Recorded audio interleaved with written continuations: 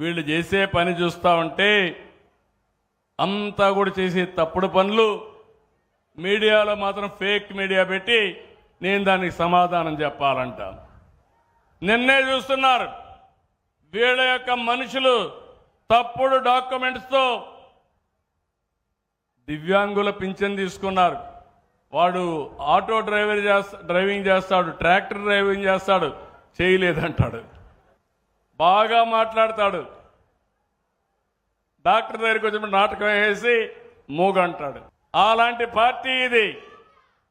చేతులుండే వాళ్ళకి వికలాంగులు పింఛను కావాలి, చేతులు లేవని మూగ బాగా మాట్లాడేవాడు మూగ అని డెమ్ అండ్ డెఫ్ అని పింఛన్లు తీసుకుని ప్రజల్ని మోసం చేయాలనుకుంటున్నారు.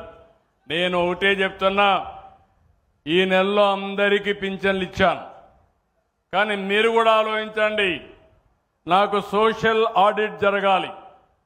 ప్రజల సమక్షంలోనే అనర్హులుంటే ఇతను అనర్హుడు, తీసుకోవడానికి అర్హత లేదని చెప్పే ధైర్యం మీ అందరికీ రావాలి.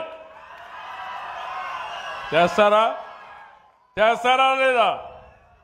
నేను ఎవ్వరికి అన్యాయం చేయను, అర్హులందరికీ ఇస్తా. ఒకవేళ అర్హులు కానీ ఎవరన్నా ఇగ్నోర్ చేసినా రాజకీయ కారణాలతో నేను ఆమోదించను. ఇది నా గ్యారంటీ అని కూడా మరొక్కసారి మీ అందరికీ విజ్ఞప్తి చేస్తున్నా. అందుకనే నేను మిమ్మల్ని కోరేది, ఒకప్పుడు రాయలసీమ ఎక్కడ చూసినా ఫ్యాక్షన్లు, కడప జిల్లా ఒకప్పుడు చూసారు, అవునా? జ్ఞాపకం తల్లే మీకు? ముఠా కక్షలు జ్ఞాపకం ఉన్నాయి తమిళ్లో? రక్తం పారిన విషయం గుర్తుందా మీకు? ఆ రక్తం పారించిన ఈ రాయలసీమలో నీళ్లు బారించే సత్తా తెలుగుదేశం పార్టీకి